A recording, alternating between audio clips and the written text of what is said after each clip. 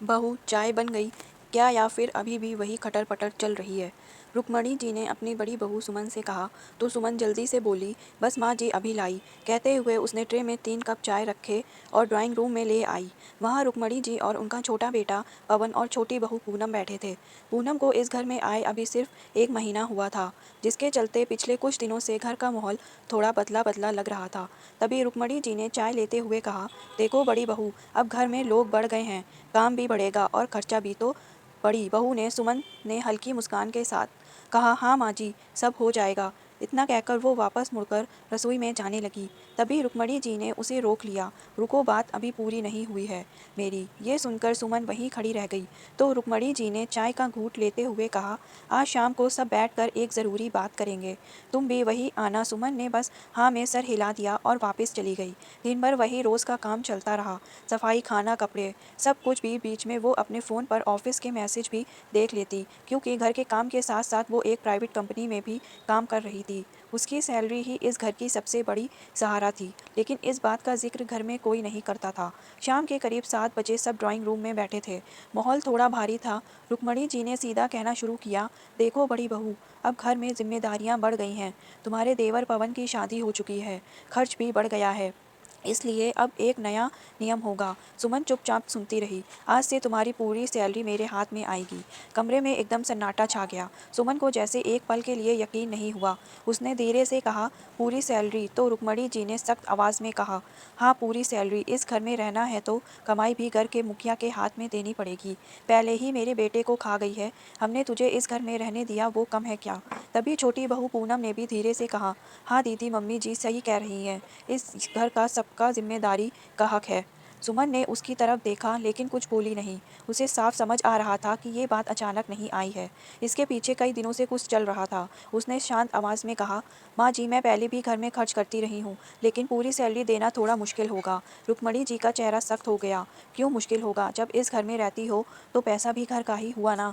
सुमन ने धीरे से कहा, माँ जी, मेरी भी कुछ जिम्मेदारियाँ हैं, बच्चे की फीस है। रुक्मणी जी तुरंत बोली, कौन सी जिम्मेदारी? यहाँ रहने का खर्चा कम है क्या? सुमन चुप हो गई। उसे याद आया 2 साल पहले जब इस घर पर लोन का बोझ बढ़ गया था और बैंक वाले रोज़ फ़ोन करते थे, तो एक वही थी जिसने अपनी सैलरी से किस्त भरनी शुरू की थी। लेकिन उस वक्त किसी ने ये नहीं कहा था कि बहू घर संभाल रही है। अब अचानक उसकी पूरी कमाई पर हक जताया जा रहा था। रुक्मणी जी ने फिर सख्त आवाज़ में कहा, देखो बहू, साफ बात है, अगर इस घर में रहना है तो कमाई मेरे हाथ में देनी पड़ेगी। सुमन ने पहली बार थोड़ा सख्त होकर कहा, और अगर ना दूं? तो रुक्मणी जी ने बिना झिझक जवाब दिया, तो इस घर में रहने का हक भी नहीं रहेगा। ये सुनते ही कमरे में फिर से सन्नाटा छा गया।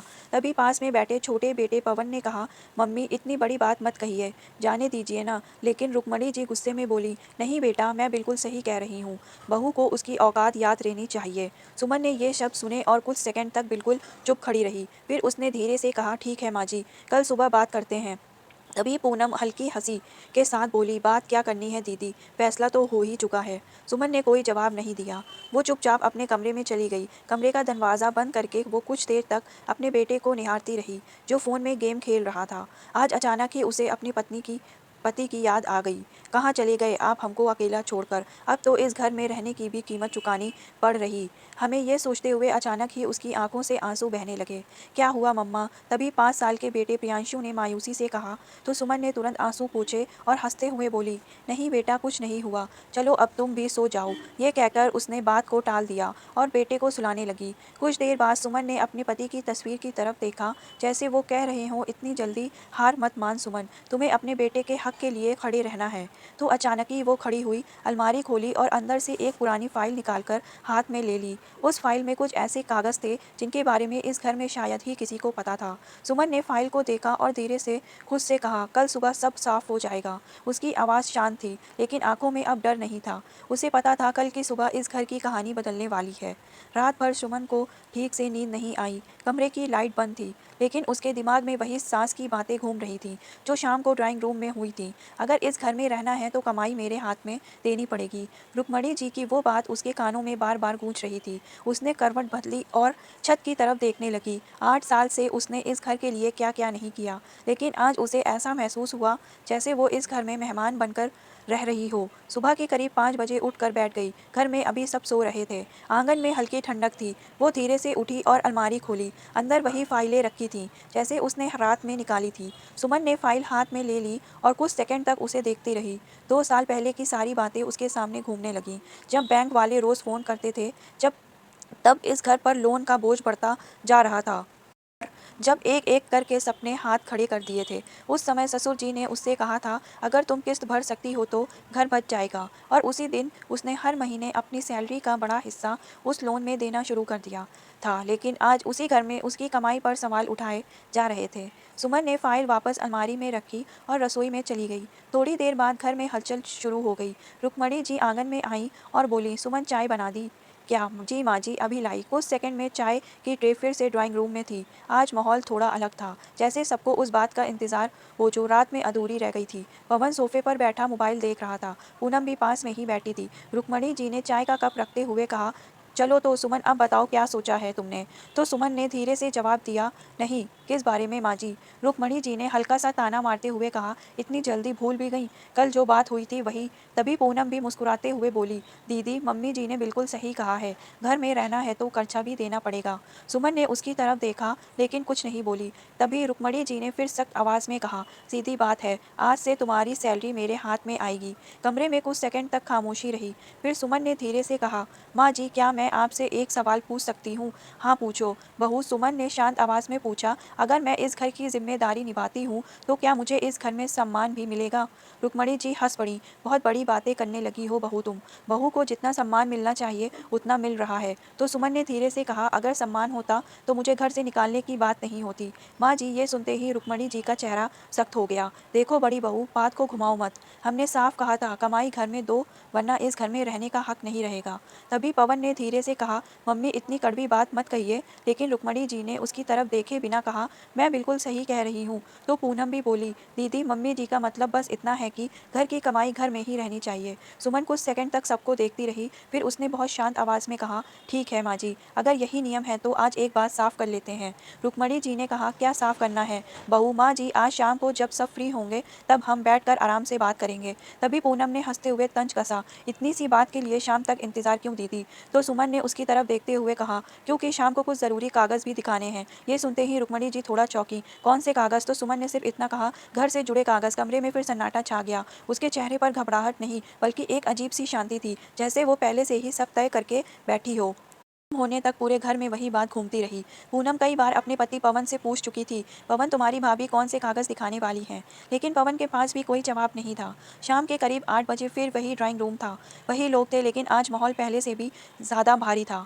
सुमन अपने कमरे से बाहर आई। उसके हाथ में वही फाइल थी। उसने धीरे से फाइल मेज पर रख दी और शांत आवाज़ में बोली, जी आज तक साफ हो जाएगा।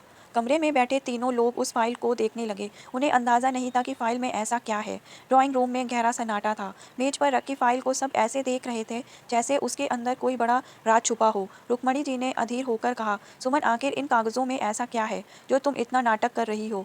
सुमन ने धीरे से फाइल खोली। माँ जी, नाटक मैं नहीं कर रही, बस आज सच सामने रख रही हूँ। तभी पूनम ने ताना मारते हुए कहा, भाभी सीधा साधा बोलिए ना, बात को इतना घुमा क्यों रही हैं? तो सुमन ने फाइल से एक कागज़ निकाला और मेज पर रख दिया। पहले इसे पढ़ लीजिए। पूनम ने कागज़ उठाया। शुरुआत में उसके चेहरे पर वही शक्ति थी, लेकिन जैसे जैसे उसकी नज़रें नीचे जाती गईं उसका चेहरा बदलने लगा। तभी पवन बेचैन होकर बोला, क्या है पूनम? तो पूनम ने बिना कुछ कहे कागज़ उसकी तरफ बढ़ा दिया। पवन ने कागज़ पढ़ा और कुछ सेकंड तक बिल्कुल चुप रहा। तभी रुक्मणी जी ने झुंझलाकर कहा, कोई बताएगा भी कि इसमें लिखा क्या है? तो सुमन ने पहली बार साफ और मजबूत आवाज़ में कहा, मम्मी जी, इसमें लिखा है कि ये घर अब मेरे नाम पर है।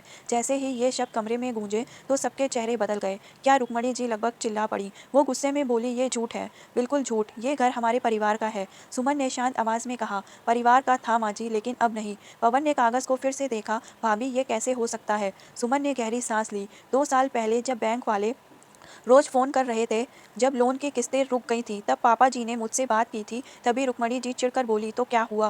क्या हुआ मम्मी जी? तब मैंने ही कहा था कि मैं किस्त भरूंगी। पवन थोड़ा चौंका, लेकिन भाभी वो तो हम सब मिलकर भर रहे थे। सुमन हल्की मुस्कान के साथ बोली, अगर सब मिलकर भर रहे थे तो बैंक की रसीदों में सिर्फ मेरा नाम ही क्यों है? ये सुनकर पवन चुप हो गया। सुमन ने फाइल से कुछ और कागज़ निकाले और मेज पर रख दिए। ये पिछले 3 साल की ईएमआई की रसीद है, हर महीने मेरी सैलरी से गई है। कमरे में एक अजीब सा सन्नाटा फैल गया। पूनम ने फिर से कहा, तो इससे क्या फ़र्क पड़ता है दीदी, घर तो परिवार का ही होता है ना। सुमन ने उसकी तरफ देखते हुए कहा, फ़र्क पड़ता है पूनम, क्योंकि उस समय पिताजी ने ये घर मेरे नाम ट्रांसफ़र कर दिया था, क्योंकि उन्हें शक था कि तुम लोग कभी भी मुझसे इस घर से निकाल सकते हो। ये सुनकर रुक्मणी जी गुस्से से कांपने लगीं। बहुत बड़ी चाल चली है तुमने, हमें ही हमारे घर से निकालने की तैयारी कर ली। सुमन ने शांत आवाज़ में कहा, मैंने कोई चाल नहीं चली माँ जी, बस घर बचाया था। कुछ सेकंड तक कोई कुछ नहीं बोला। फिर रुक्मणी जी अचानक बोली, ठीक है, अगर घर तुम्हारा है तो हमें निकाल दो, यही चाहती हो ना तुम। तो सुमन ने कहा, उसकी आंखों में अब डर नहीं था,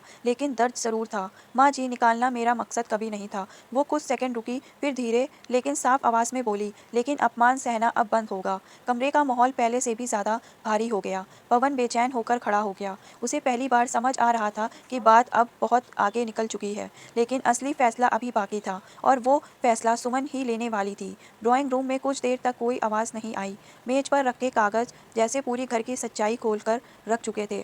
तभी पूनम तिलमिलाकर बोली, भाभी, घर अपने नाम पर लेने से कोई बड़ा नहीं बन जाता।